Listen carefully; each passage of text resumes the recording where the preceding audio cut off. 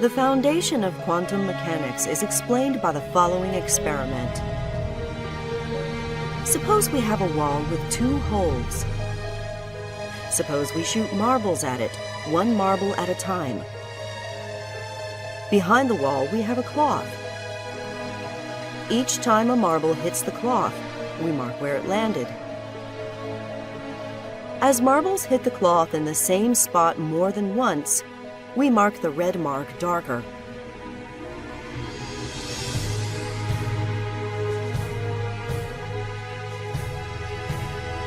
Some marbles make it through the holes by bouncing off at an angle. But most marbles that make it through the holes continue in a straight line. After a while, there will be many red marks on the cloth.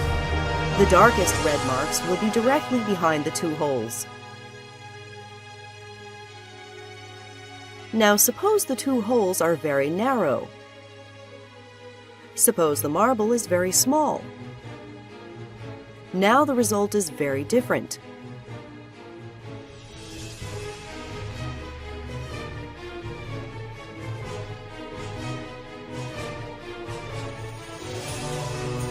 A striped pattern is produced. The marbles never hit the cloth in the areas between the stripes. All particles in the universe produce this striped pattern, provided that both they and the holes are small enough. No matter how many times we repeat this experiment, and no matter what type of object we use to replace the marbles, the result is always the same. Only one known phenomena can explain this result. Waves. When a wave passes through a hole, it spreads out on the other side.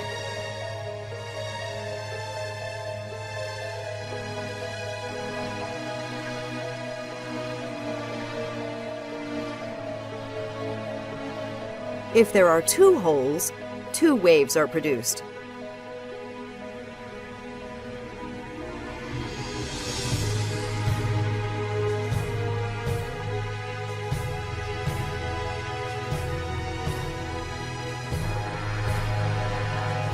When you have two waves, they interact with one another.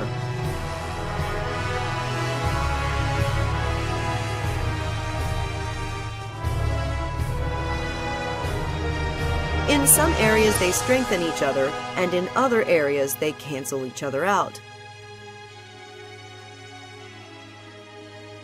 This creates a striped pattern.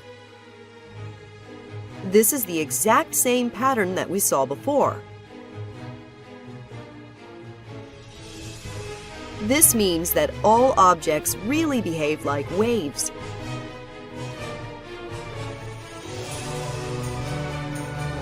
But if all objects behave like waves, then why don't we see a striped pattern for the large marbles?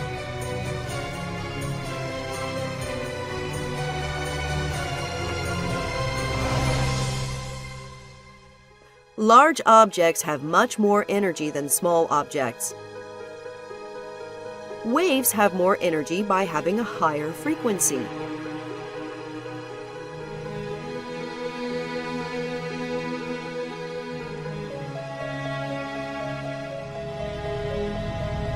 When waves with higher frequencies interact with one another, the pattern is different.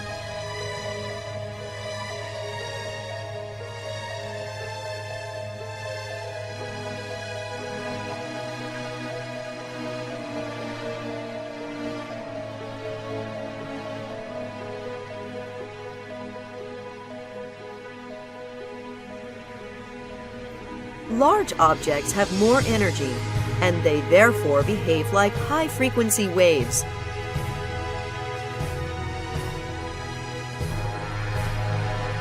This is why large objects do not produce a striped pattern, but small objects do.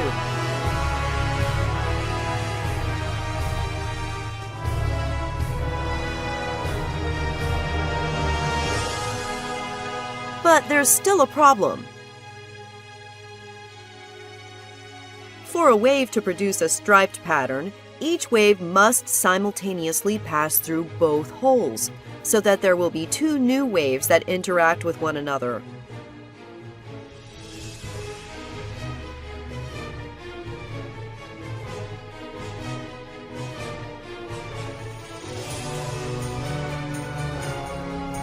But we're shooting the marbles at the wall only one marble at a time.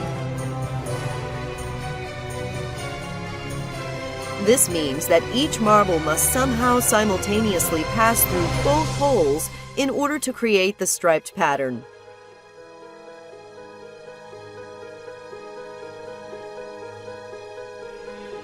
Let's see if this is what actually happens by blocking one of the holes. The striped pattern disappears.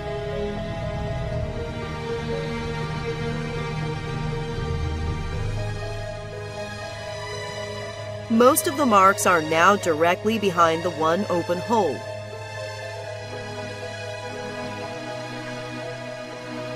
Now let's block the other hole instead.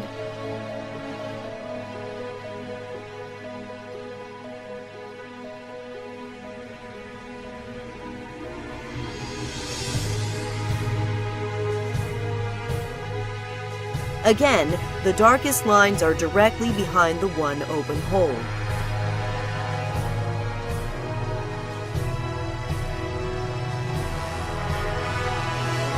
But if we unblock both holes, the striped pattern returns.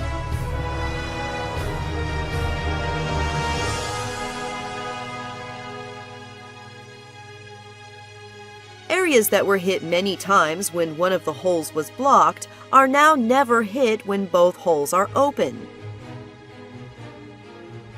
This means that each marble really does have to simultaneously pass through both holes to produce a striped pattern. Let's test this by putting a detector in front of each hole.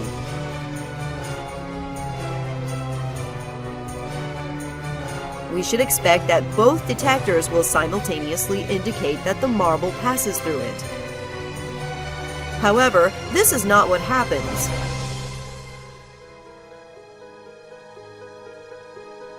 Each marble only passes through one detector or the other, but never both. Also, once we place detectors in front of the holes, the striped pattern disappears.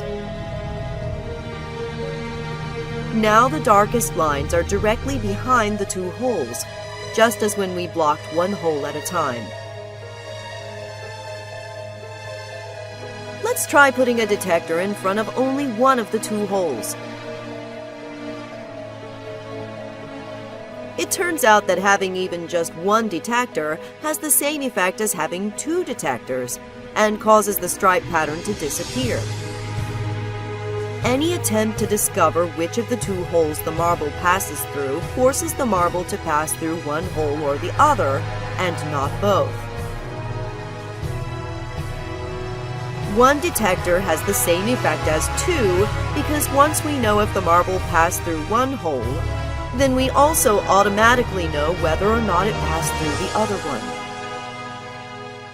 A marble goes through both holes only when we are not trying to find out which hole it went through. But when we do try to find out, the marble goes through only one hole or the other. So what if we place detectors in front of both holes and just close our eyes and not look?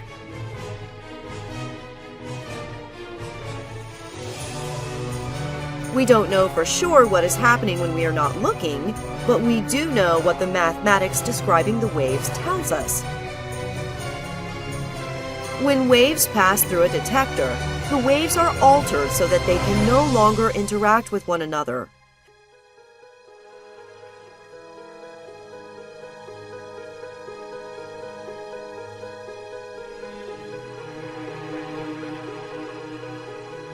This means that the striped pattern will disappear even if we are not watching it. The detectors will cause this to happen on their own. However, the mathematics also says that each wave still simultaneously passes through both holes, even with the detectors present. But when we open our eyes and look, we always see the detector indicating that the marble passed through only one hole or the other, and never both. Each wave still simultaneously passes through both holes, even with the detectors present. But when we open our eyes and look, we always see the detector indicating that the marble passed through only one hole or the other, and never both. This means that the marble must be more than just a wave. The wave only describes the probability of where we will see the marble when we look at it. The probability of the marble being at a particular location is given by the wave's amplitude.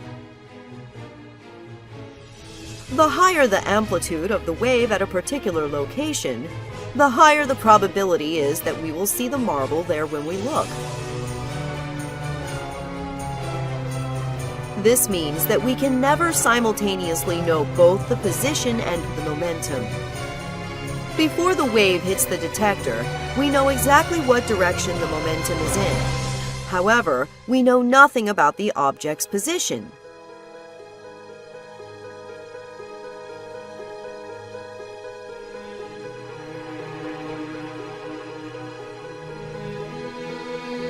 Immediately after we see the marble hit the detector, we know exactly where its position is, but now we know nothing about the direction of the momentum. Not only are we not able to simultaneously measure the position and momentum of an object, the object does not even have a specific position or momentum until we observe it. If the marble always had a specific position, then the marble would not be able to go through both holes simultaneously, which is necessary to produce the striped pattern. But if all objects are just a wave of probability until we observe them, then this means that the detectors and all the objects the marbles interact with are just a wave of probability too. Suppose we place an object behind each of the two holes. The marble will knock down one of the two objects, depending on which hole it passes through.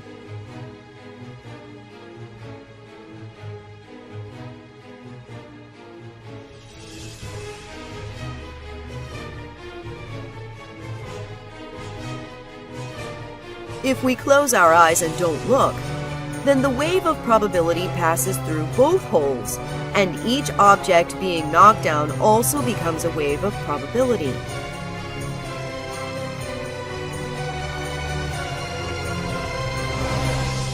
Just as each marble simultaneously passes through both holes, each object is now simultaneously both standing up and knocked down. No matter how long we wait after the marbles have hit the objects, each object will continue to have a probability of still being in the standing position. And each object will also continue to have a probability of being in the knocked down position. According to the mathematics describing the probability waves, neither outcome is certain. It's only when we open our eyes and look that we see only one outcome or the other.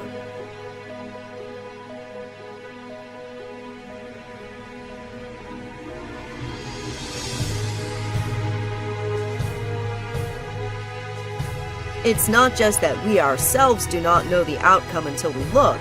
It seems that even the universe itself does not know which object is standing up and which object is knocked down until we actually open our eyes and observe the results. To explain why this is the case and what this means about the fundamental nature of our universe, let us talk about spin. The direction of the spin of a particle can be described by an imaginary arrow. Particles spinning in opposite directions will have their arrows pointing in opposite directions.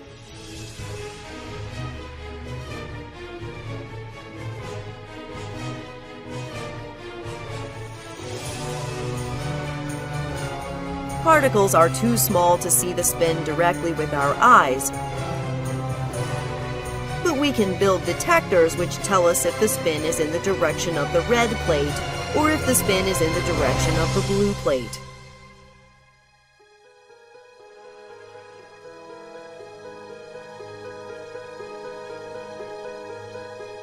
Suppose we think that we already know the spin of a particle ahead of time, because we have measured it previously, and we line up the detector with this direction. The detector will always give us the same result we measured previously. But if the spin we measured previously is not in the same direction as the detector, then the act of measuring the spin ends up changing it.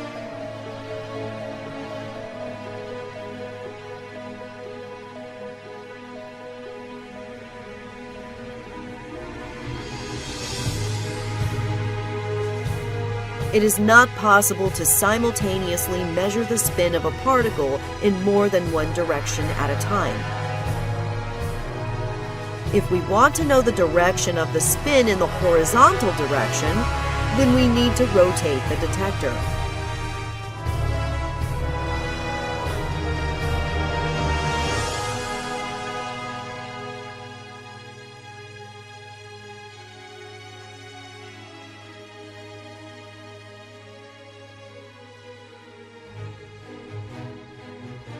But why does this mean that the universe does not know what an object is doing until we observe it?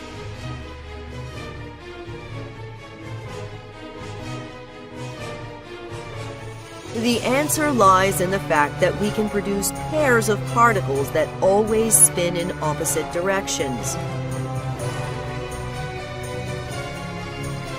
If the two detectors are aligned in the same direction, then when the spin of one particle is measured to be towards the red plate, the spin of its partner is always measured to be towards the blue plate. This is true 100% of the time. This is still true the vast majority of the time, even if we offset the detectors by 45 degrees. We know this based on experiment. If we offset the detectors by 45 degrees, then when the spin of one particle is towards the red plate, the spin of its partner will be towards the blue plate, the vast majority of the time.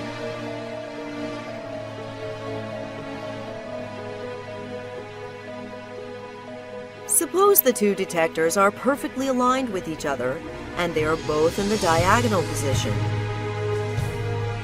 Does the universe know ahead of time that the first particle will be measured to be towards the red plate, and that the spin of the second particle will therefore be towards the blue plate?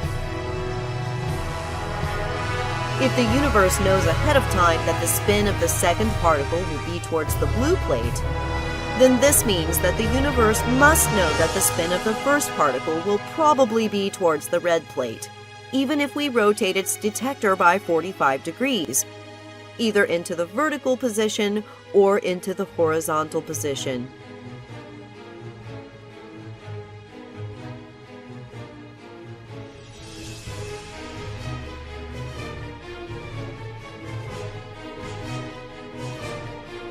Therefore, if the universe knows the results in the diagonal observation ahead of time, then the universe would also know that if one detector will be rotated into the vertical position, and the other detector will be rotated into the horizontal position, the two particles will still probably be spinning in opposite directions.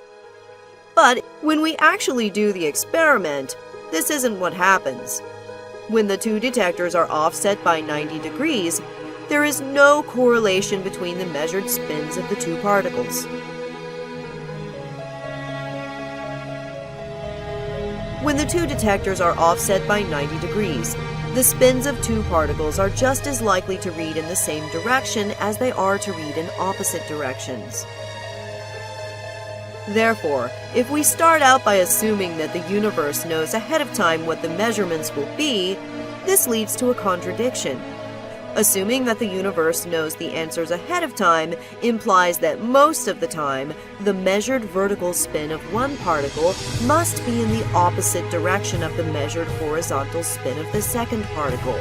But we know that this is not the case.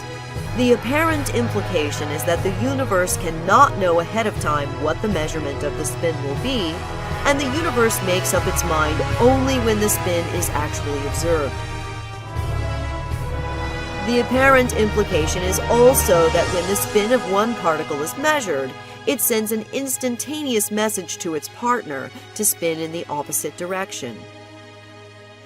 If each particle makes up its mind about what direction it's spinning only when it's observed, then we need this instantaneous message from one particle to the other in order to guarantee that the two particles will always decide to spin in opposite directions when the detectors are aligned.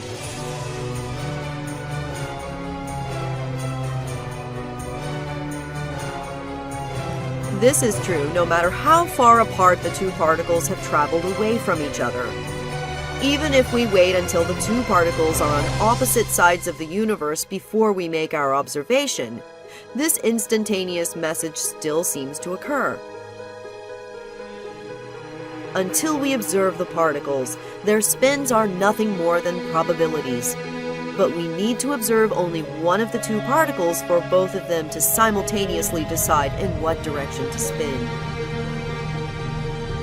If everything in the universe is made out of these particles, including the detectors themselves, then the detectors are also nothing more than a probability until they are observed.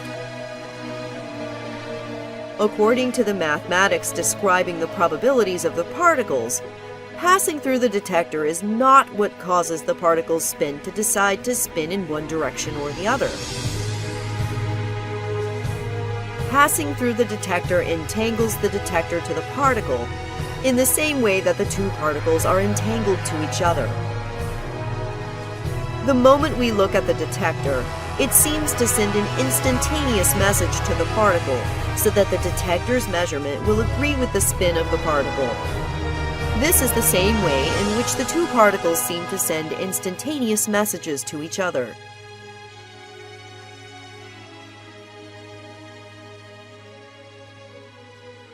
There are many possible explanations as to what's actually happening and how to interpret these results, and this is a matter of considerable debate. But if we really do have these types of instantaneous messages, which are faster even than the speed of light, then this creates an interesting situation with Einstein's theory of relativity. According to Einstein's theory of relativity, different observers will disagree about which of two events happened first, and no observer is more correct than any other.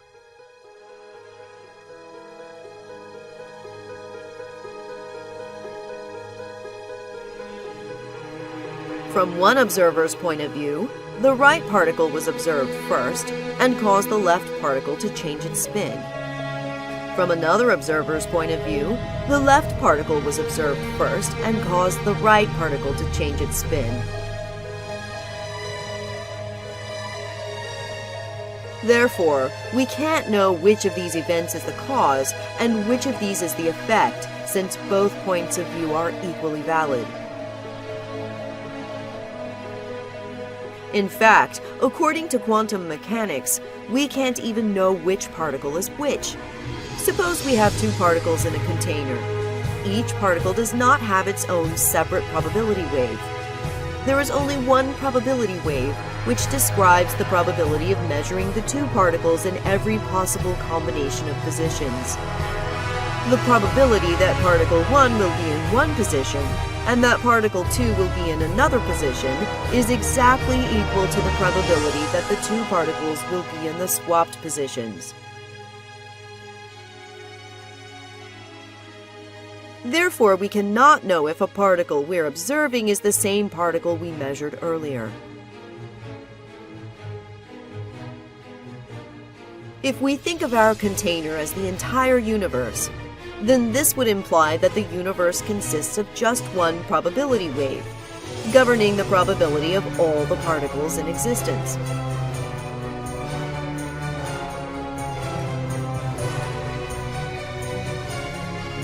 But if we ourselves are made out of these exact same particles, then why is the act of us observing something so fundamentally different from everything else?